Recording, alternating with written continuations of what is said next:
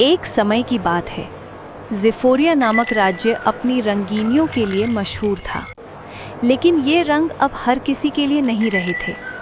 यहाँ रंग केवल अमीर और शक्तिशाली लोग पहन सकते थे। जितनी ऊंची किसी की हैसियत होती, उतने ही चमकीले, गहरे और आकर्षक रंग उनके कपड़ों पर सजते। गरीबों और साधारण लोगों के लिए बस फीके, धूसर और सफ़ेद कपड़े रह गए थे। लोगों के लिए रंग अब सिर्फ सजावट नहीं, बल्कि सत्ता और पहचान का प्रतीक बन चुके थे। महल के भीतर भी इस परंपरा का साया था। राजा वेलोर रंगों पर पूरा नियंत्रण रखता था।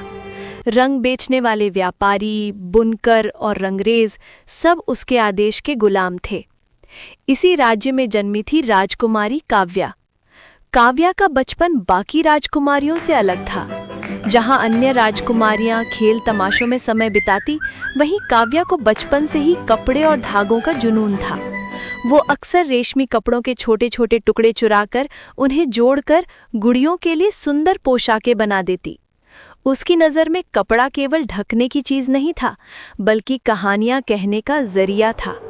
जब वो छोटी थी, उसने महल की सबसे ऊंची खिड़की से देखा था। एक गरीब बच्ची अपनी माँ के लिए कपड़े का टुकड़ा मांग रही थी, लेकिन उसे केवल सफ़ेद और धूल भरे कपड़े ही मिले।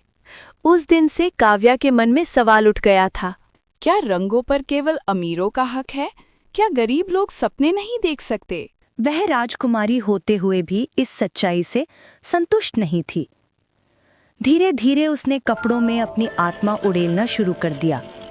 काव्या सुई धागा उठाकर बैठ जाती और घंटों नए नए डिजाइन बनाती। उसके बनाए कपड़े पहनने पर लोग कहते, ये कपड़े बोलते हैं, इनसे मानो कोई गीत निकलता है। लेकिन महल में उसकी कला को पसंद नहीं किया जाता। रानी कहती, कपड़े बनाना दर्जिनों का काम है, राजकुमारियां ताज और गहनों में शोभा पाती हैं। राजा वेलोर और भी कठोर था। उसने चेतावनी दी, रंगों का काम हमारे व्यापारी करते हैं, राजकुमारी का धागों से खेलना उचित नहीं। लेकिन काव्या हार मानने वालों में से नहीं थी। वो रात के अंधेरे में बैठकर अपने कमरे के भीतर कपड़े सिलती, उन पर नए रंग और नए पैटर्न गढ़ती। धीरे धीरे काव्या ने एक अनोखी शक्ति को महसूस किया।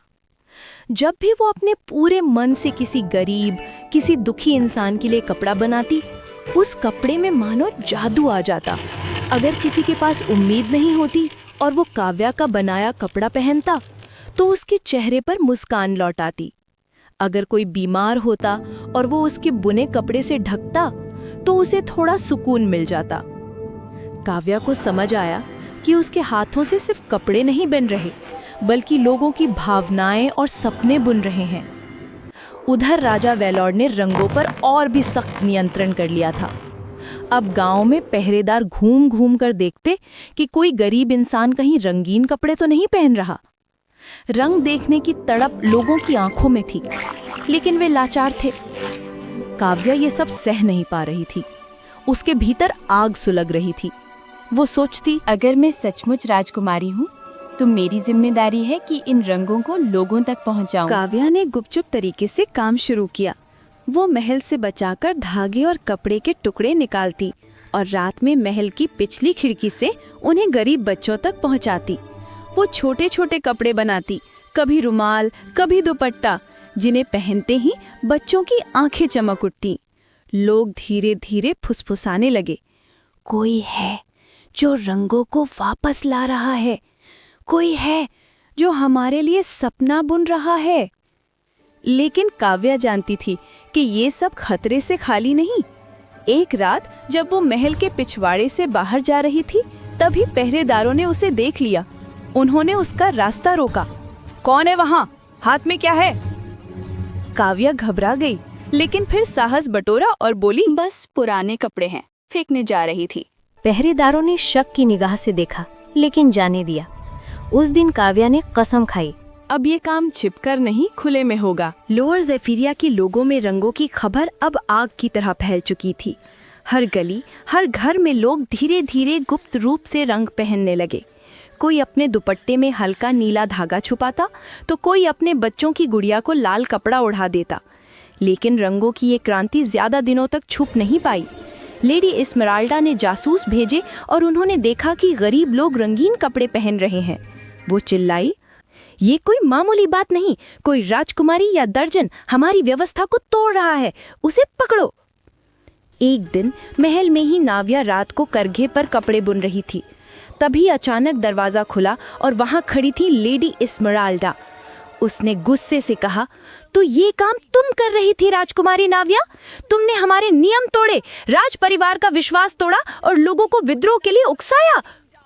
काव्या का दिल धड़क उठा, पर उसने हिम्मत नहीं हारी। उसने कहा, नियम अगर नाइंसाफी पर बने हों तो उन्हें तोड़ना ही पड़ता है। रंग सबका अधिकार है, सिर्फ राजमहल का नहीं। लेडी इस्मराल्डा ने सैनिक बुलाए और आदेश दिया कि काव्या महल की कोठरी में कैद कर दिया जाए। काव्या का भाई राजकुमार कैलिन ये सब सह नहीं सका। वो चुपके से काव्या के पास आया और बोला, बहन, मैंने वादा किया था कि तुम्हारे साथ रहूंगा।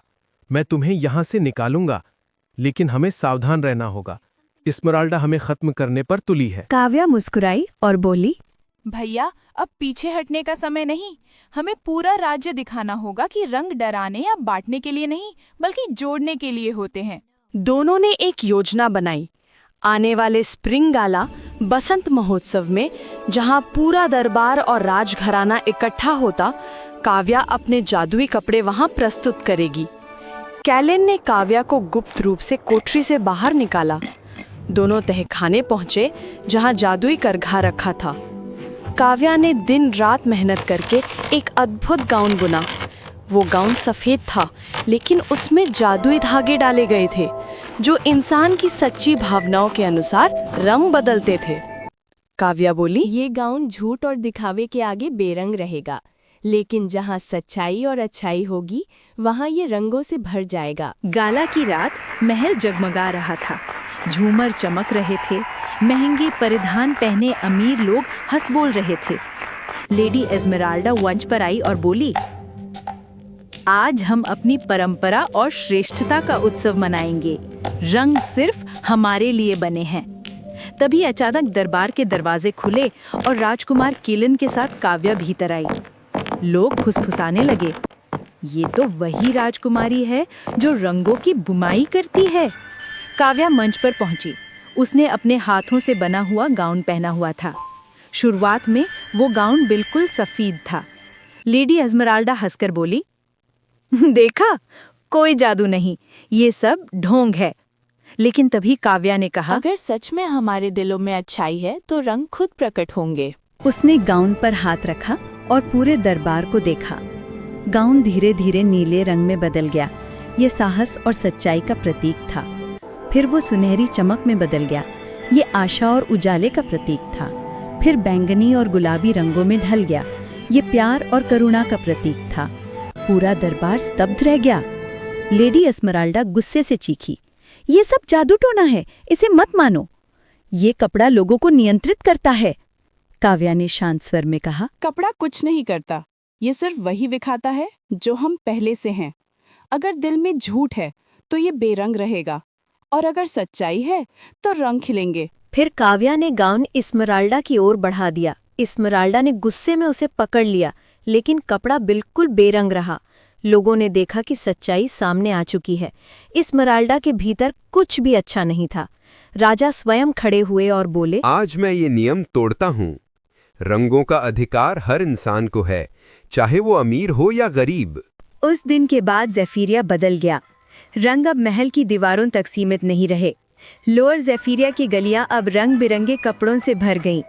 लोग खुशी से नाचने लगे और पहली बार उन्हें लगा कि वे भी इंसान हैं जिनके सपने और भावनाएं मायने रखते हैं। काव्या ने अपना करघा सबके लिए खोल दिया। उसने गरीब बच्चों को सिखाया कि कैसे कपड़े बुने जाते हैं। राजकुमार कैलिन ने राज्य भर में रंगों की अकादमी स्थापित की, जहां हर कोई सीख सकता था। और इस तरह कपड़े बनाने वाली राजकुमारी काव्या सिर्फ एक दर्जन नहीं, बल्कि क्रांति की प्रतीक बन गई। कहानी ये सिखाती है कि रंग सिर्फ कपड़ों में नहीं होते हैं, बल्कि हमारे दिलों में छिपे होते हैं। और जब दिल आज़ाद होता है तो पूरी दुनिया रंगीन हो जाती है। ऐसे ही हिंदी कहानियाँ देखने के लिए हमारे चैनल को सब्सक्राइब करें।